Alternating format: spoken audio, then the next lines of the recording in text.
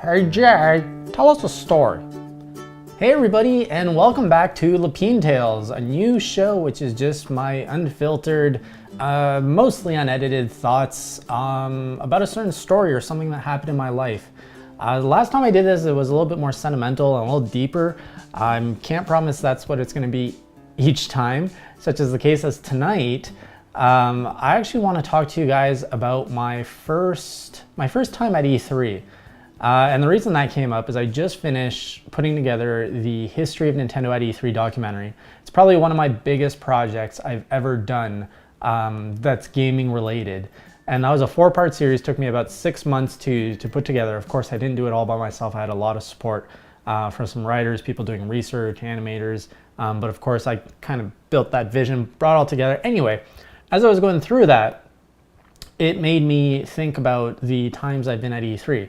So as of this recording, I've been at E3 twice. I went 2014 and 2015, and after that I was like, okay, I don't need to go for 2016. And to this day, I still don't regret it. It's very expensive. All right, so let's get ready for a story. Let's see how this goes. Let's rewind to 2014. I had just started with Nintendo Enthusiast in March with the launch of my new show, Indie Corner. And to that point, I was only doing video. I wasn't very associated with the NintendoEnthusiast.com website. I wasn't associated to the company Enthusiast Gaming in any way.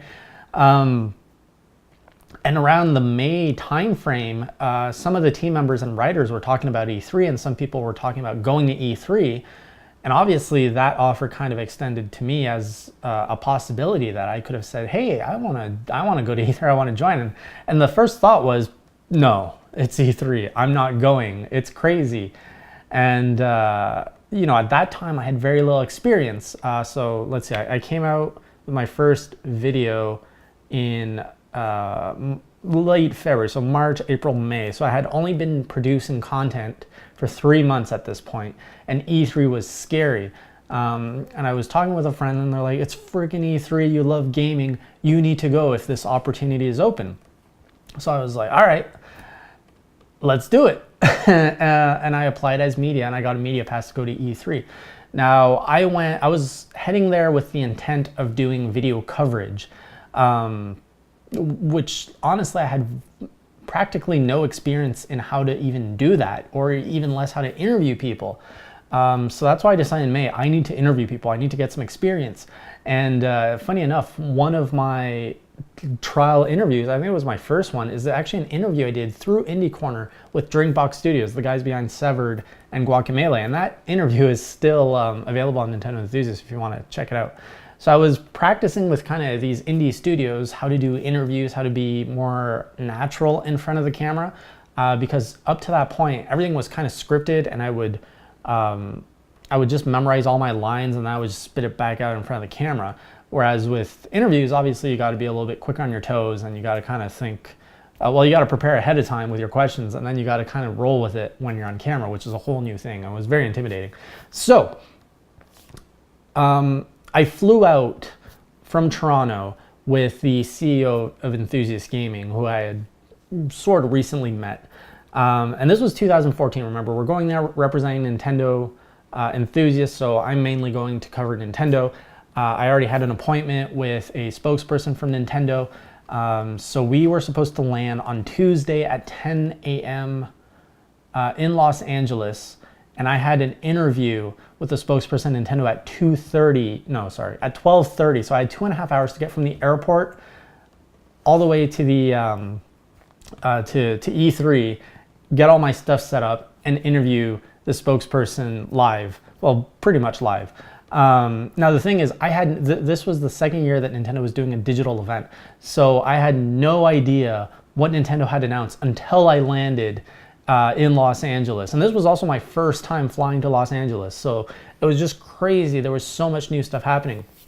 And I remember when I landed, me and my friend, who's Minash from Nintendo Enthusiast, we were like just pulling out our phones and like, all right, what did they announce? So I think by the time we got able to like pull out our phones, it was about 10:30. So the digital event was mostly over, and we were just blown away. Like that was the year that the Wii U really made a good comeback, and there was like news just coming left and right. I don't remember specifically everything. That was the year when, oh yeah, the Amiibo were announced. There was the cool Smash trailer with Iwata and Reggie, fighting in that kind of CG look. It was crazy, and we're just like pulling up headlines from Nintendo Enthusiasts. We're like, oh my god, this was announced. Oh yeah, that was when there was a new Zelda. We're like, oh my god, there's a new Zelda. And that's when I first heard of Star Fox. I'm like, what? There's a Star Fox? I was just getting my mind blown because I hadn't seen this like progressively through the digital event. It was just like, here are all the headlines, digest them as fast as you can. So we leave the plane, we're in the airport. Now, the guy who was picking us up was Greg, who's actually, who's been the editor-in-chief at PC Gaming Enthusiasts for the last 2 years. And now he's pretty much writing for any site. You probably see him on Nintendo Enthusiasts sometimes. So he picks us up and we're just like, oh my god, what's going on? We're like, just can't get enough of this information fast enough into our heads of what's going on. Like, this is Nintendo making a huge comeback, and he's trying to like spit it all out. And then I have like this sudden realization, like, oh my god, I need to prepare for an interview. I am talking to essentially Nintendo in now about 1 hour's time, and I have no idea what, like, there was so much information out there. I had to like cram it all into my head. So through the whole drive, I'm just trying to absorb this, prepare this. And then of course we're caught in traffic. We finally like make it to the convention center, and I'm hauling all of my equipment. This was kind of stupid too. So I had always worked with a cameraman and myself as the host. I didn't plan to have a camera operator for E3. I was just like, oh, I'll just use writers and whoever's there. So I'm like hauling like my backpack, my suitcase, my camera, because we didn't go to the hotel. We were just like, okay, we got to run for this interview, and we're just running. I have no idea what the procedure is. We bump into some writers from Nintendo Enthusiasts who I'd never met before, Eli being one of them.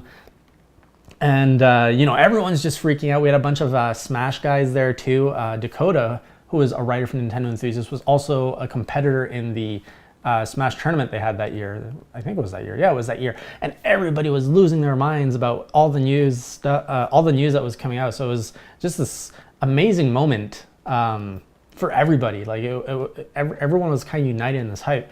And then I'm just like, okay. So I'm trying to set up the camera. I got like 20 minutes to go. Still didn't really prepare anything. Like I'm just on like hype level 1000 here. Didn't really prepare any questions, and the people at the Nintendo media desk are just like, all right, yeah, you got your appointment, and then they give me the rules like, oh, you're not allowed to film this. You've got like a 20-minute block, so make the most of it. And I just like hand my camera and all my gear to Minaj, who had never handled a camera before. I'm like, just push record, and we're just gonna do the best we can. And I just winged it. I had the microphone, and I'm just like, it was a 10-minute interview, which is also a Nintendo Enthusiast. It wasn't the best interview, but I managed. And in the end, it turns out, I don't know if it was the audio that wasn't bad, but there was like a cable hanging in the frame of the camera because like we were rushing so much we didn't notice that there was a camera, and also he had never worked a camera before, so I don't even think he knew where to look or what to do. So it was terrible, and the color was all off. So anyway, after that massive amount of hype died down, then I was just left to like game in the Nintendo Media Lounge. So like this is kind of a private section off of the E3 main area where just media can have access to games, and you get a time slot, so you pretty much don't have to wait, and you can play all the games.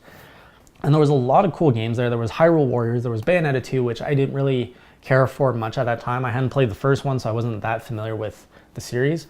There was Yoshi's Woolly World, Mario Maker, Smash. Smash was the big game. Everybody was talking about Smash.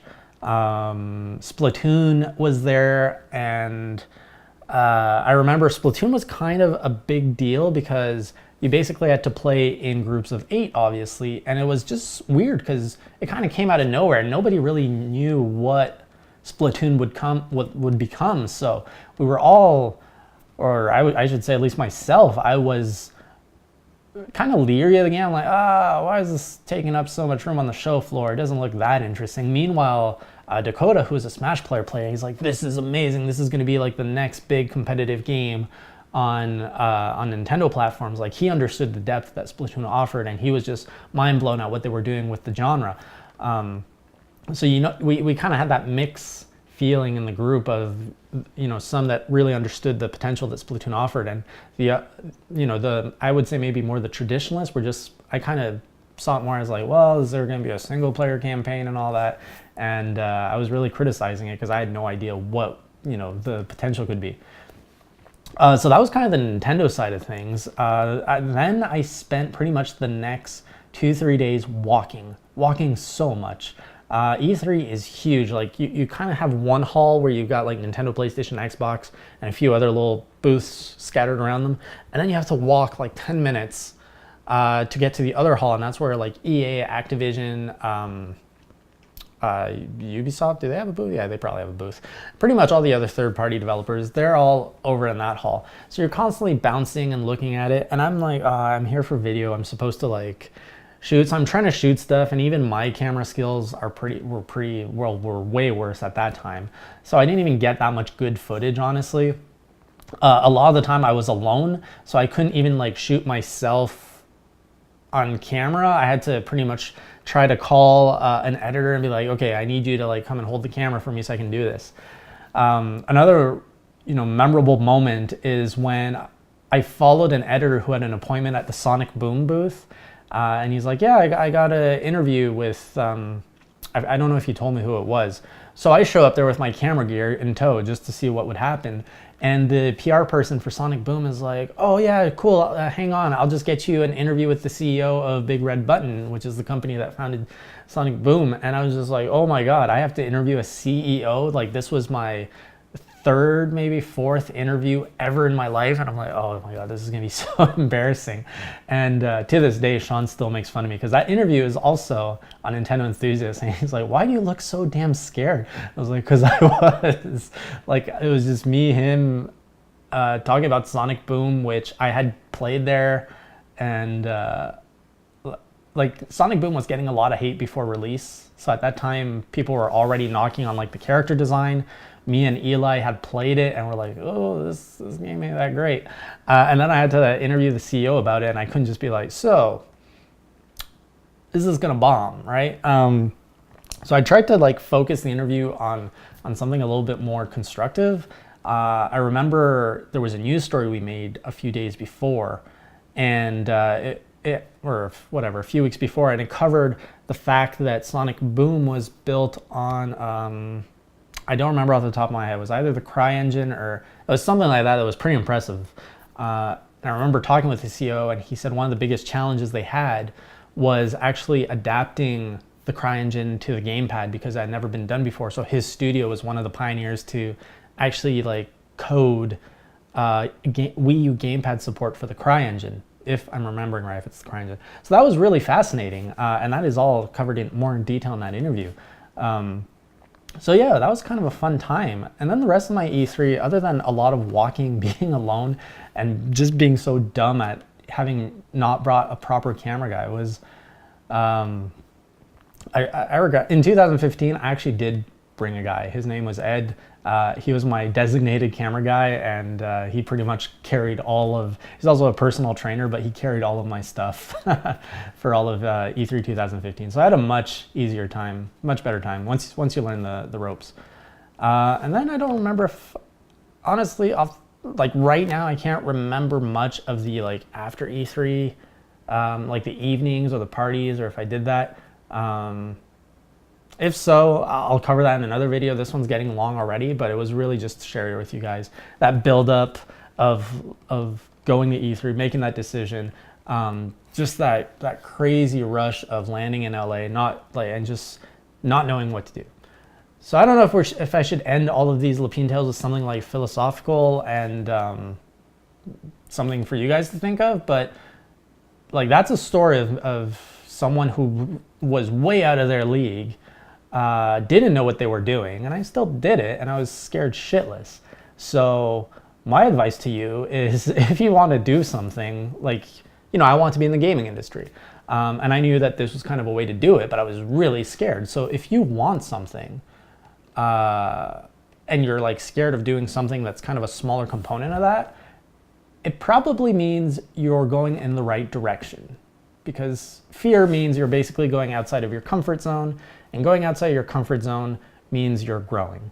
So if you encounter something similar to what I did, like that kind of fear, go for it. As long as it's not life-threatening, you know? Just don't do anything too crazy. So do I have a closer for this? I don't think so. Hope you liked it. That was my Lepine tale for tonight. I'll see you guys next time. And if you like this series and you like the stuff, as always, like it, subscribe, share, and let me know in the comments what you think. See you guys next time. Oh, and one more thing, I almost forgot. This was the first time somebody recognized me without like call me out of the crowd and like, hey, it's the Indie Corner guy, or you might have said Jason from Indie Corner, I don't know. But that was Francis from Player Essence, or OJ, however you know him. So that was cool. So I'll always have a little special spot for OJ, because he called me out and made me feel famous for 2 seconds. And that was my little moment of fame for E3. So thanks, OJ.